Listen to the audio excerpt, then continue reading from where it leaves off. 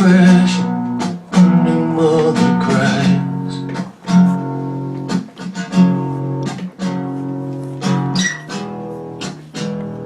Listen to the fall to the floor.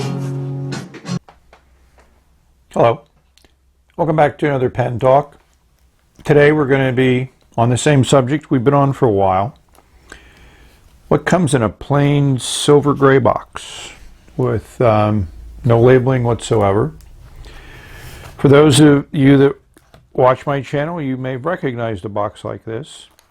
Inside of it is a metal box of a similar color. Nicely done. I mean, nice, sturdy, good packaging. If you open it up, you'll see what looks like a Caliart, except it's different. And what's different, you'll notice immediately, is there's a red finial at the top of the cap and a matching red end cap or blind cap that runs the piston. This came in a number of different colors, and there's only one auction on eBay. We'll show you that auction. I was just interested in looking at another Caliart, and I wanted something a little different, so this fit the bill. The piston goes up and down very nice and smooth. You can see there's a little bit of resistance because the cap is on, because that creates pressure in here, because it is a fairly airtight seal, and the Caliart I have had has been quite good. The piston doesn't come up all the way, but I'm certain that could be adjusted by using its trusty wrench. They give you a wrench, they give you some O-rings, so it's really nicely done. And I really love the little touch of a little red O-ring here at the bottom of the barrel. This is a design similar to TWSBI Eco, that this is all one piece here. It has an extra fine nib. This one didn't come with two nibs like the other one did, so there is no fine nib. But since I already know what this nib writes like, it's that classic pilot design with the little wings that fit onto the feed. So we're going to do a little nib swap before we even fill this pen with ink. I mean, overall, I'm impressed, but I think we need to compare it to the original Caliart. And there's one big difference, is the clip. Besides the red accents, it is not the same clip. It's a more generic clip, certainly not as artistic design, and certainly not as functional in my perspective. I mean, it's nice and sturdy, but, you know, it's just not anything exceptional. There you can see the difference between the two O-rings. Piston mechanism is the same, except here you got a clear blind cap, and here you have a red one. I just thought the red would be nice. It came in many colors. So what we're going to do is, rather than use this extra fine nib, which we know how that will write, I'm going to pull the nib out of the Plumix, which I bought just for the nibs, to use nibs in pens like the Caliart and a lot of Chinese pens that now take that pilot design. And this is a nice medium stub, and it's rhodium plated, so it's going to fit in well with the pen, with the Caliart. It comes out relatively easily. Here you'll notice the feed is your classic gray feed. Pilot hasn't yet used the transparent feed that the Chinese have been using for a while, so that'd be interesting to see if some of that blends over and they start to mimic something else. As you can see, that pulls out relatively easily too. Comparing the two nibs, more similarities than dissimilarities. They fit the same way in the feeds. You know, it has that wing on the back, and it fits into grooves, so the nib is perfectly placed when you put it into play. But the end of the nib is what really matters to me, the point that actually makes contact with paper, and I'm looking for something of more character of writing with in this pen than would normally be with this nice extra fine nib. Nothing wrong with the fine and extra fine nib if that's what you like, but I like something a little different. So we're going to use the feed without any modifications that came with the Caliart. The nib just slots right in place there. There's no guessing as to where it should go.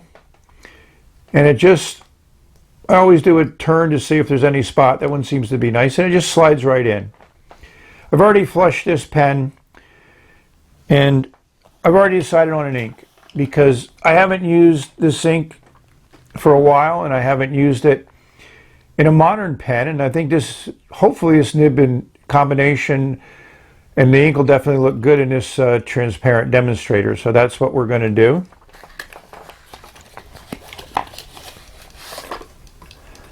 I love this ink. I have a vintage Waterman jackknife pen, which I've done a review on. As you can see, this is a very interesting ink. This is the old style Apache Sunset. I've had it for a couple years. We're going to go down with the piston once, bring the piston up. I mean, that's a decent first fill, but I always do this a couple times because I want that everything really flushed in it with ink, and ink is a good flush. And also you're going to get a fuller fill. No, not exactly fuller, but we're going to give it another shot.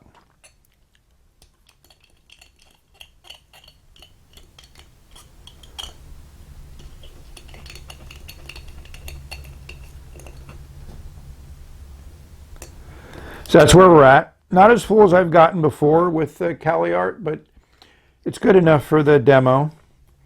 And as I expected, the ink looks phenomenal in the section, that transparent section and transparent feed, and the fins on that feed really show it off. So we're going to clean off this and see how this nib performs. This will be for the first time.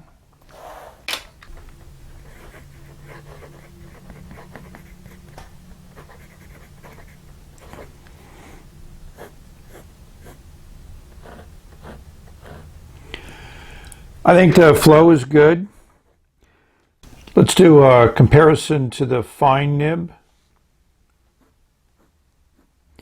which does lay down a nice patch of ink. I mean, that's certainly nothing to real complain about, but as I mentioned, there's just no character to it. It's a consistent writer, which is good, but I like it to have a little bit more character. Like I said, this thing writes first time every time, and this is legal lapis, so it's not a benign ink, and it dries immediately, and it is very permanent.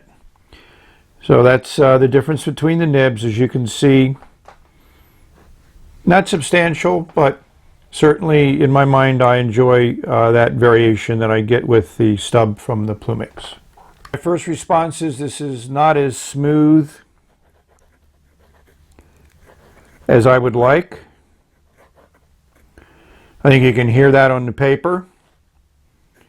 Yeah, I like the way the color works on this, so I'm very happy with the ink and nib combination. But we're going to do a little bit of smoothing on that nib and see what we can get out of it.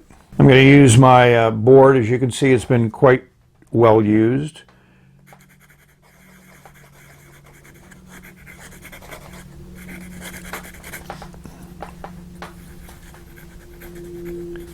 I don't think it needs much. I think just it needs a little touch.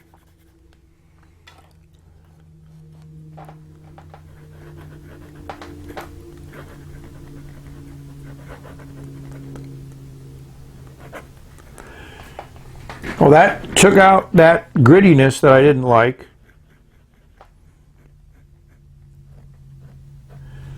So I'm fine with this, and I certainly enjoy having another pen with Noodler's Apache Sunset in it. As you can see, I love the way that color really pops in that clear feed. So that's going to be a nice addition to my collection of pens.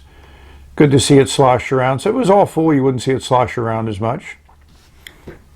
So again, I'm very happy with this other Chinese pen adding to my collection.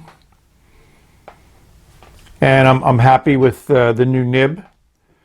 So just wanted to give you a quick review. As I said, I have a number of Chinese pens either on their way to me or in my possession. So hopefully I can crank out some more videos. Thank you for watching. May you all have great experiences with pen, ink, and paper. Enjoy them to their fullest. Experiment. Have fun. Till later. Bye.